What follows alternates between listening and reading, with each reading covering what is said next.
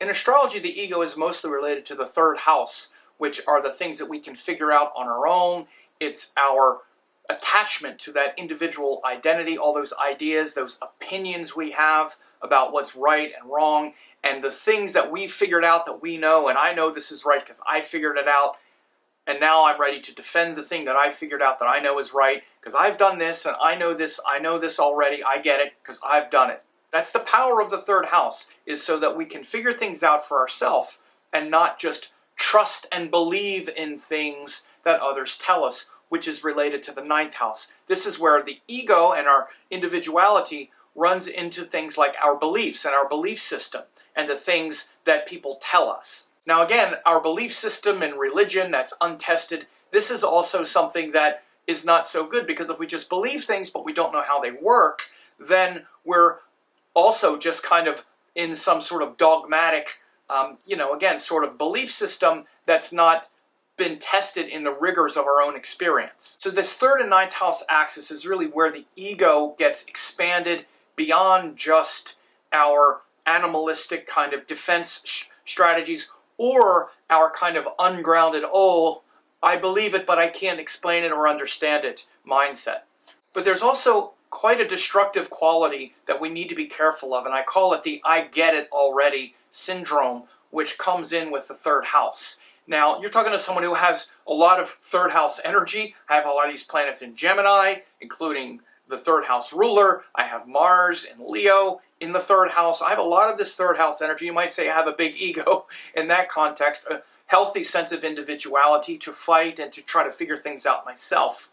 I'm also blessed to have a lot of that ninth house energy as well to sort of balance it out, or to, quite accurately balance it out. And here's how it has helped me, because I've been able to figure out things a lot on my own. I've always been able to get in there and figure things out on my own, but I also have been able to understand, especially when it's something that I really want, that I need to get some help. And this is why I've been very lucky to have some of the most amazing gurus and teachers ever, because those amazing teachers and gurus helped me figure things out and helped me understand things that I could never figure out on my own. There are things you'll never be able to figure out through your limited mind and ego, or you can spend your whole life trying to figure them out and then wind up even in the wrong place and not even know why.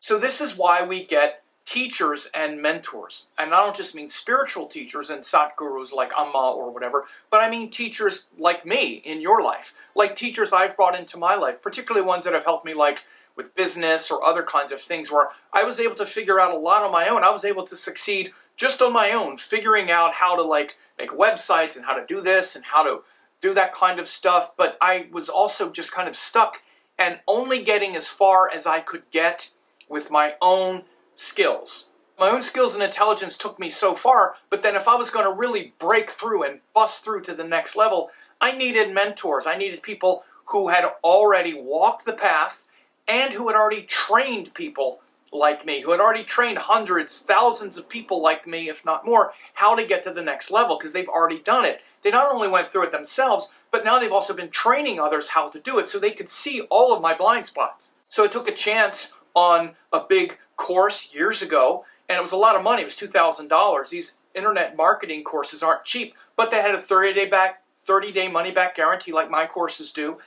And I took a chance, and I'm so glad I did, because within a month I had doubled the money I had made back on the course, and I had developed, hundreds of new customers. I grew my email list just by some of the simple strategies. It would have taken me years to figure that out if I would have ever figured it out. I could have just kept scraping by on what my limited knowledge and experience had brought me if I hadn't taken a chance and trusted and invested and realized that there are things I can't figure out on my own at this stage. And if I do want to figure them out, I need to bring in teachers and mentors. So this part of the ego can just be like a loop where we just keep feeding ourselves and say, well, I figured this out, I know this already. And what can happen is when you hear people speaking about astrology or about life or about Indian principles or this or that, and you hear me say it, you're like, okay, now I know it. Okay, I know that. I know this. Okay, now he's talking about planets. I know what they are, so I know this, I know that. I know all this already. I already know it. Meanwhile, you don't know it. You've just heard it. Hearing me say it doesn't mean that you know it. Because to actually know it, to have it be knowledge, it has to go deep. You have to be able to explain it yourself. You have to have been able to practice it at some point. Knowledge is very different than hearing stuff that you agree with and thinking that's actual knowledge and that it's actual wisdom. Not to mention the fact that it's not organized. It's just information that's careening around. There's no system, there's no path, there's no structure. Like, this was exactly my problem at the time. I had been gathering information about all this stuff. I knew all this stuff too. I knew what they were talking about, launches and this, and email lists, and opt-in pages, and this and that, but it wasn't focused. And I even saw the strategies playing out. Like, I illustrate to you, I saw the same things illustrated too in the marketing materials that made me get the courses that I got. They laid it out just like I've laid things out for you, these big structures, how it works, this and that, this and that. So I understood it, but I couldn't do it.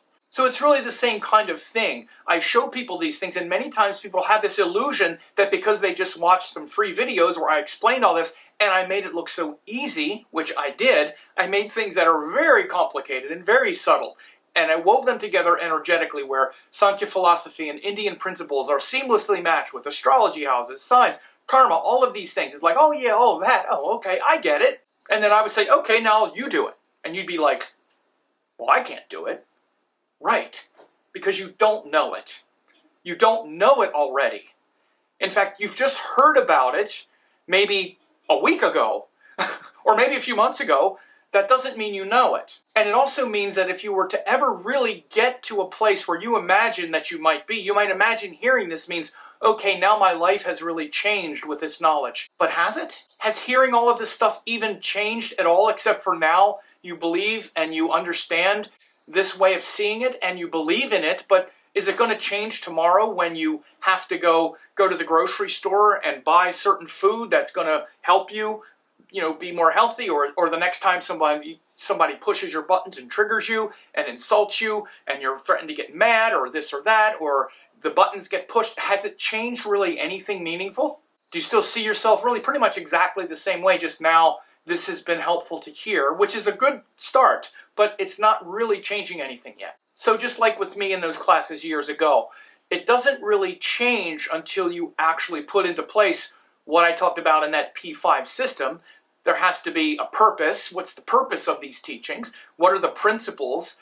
Then how do those principles stack together to make things happen? Then what's the priority and sequence? How do you use this thing? And then you have to practice it. So what can happen is the ego has this desire to rush to finish things and say, okay, now I get it.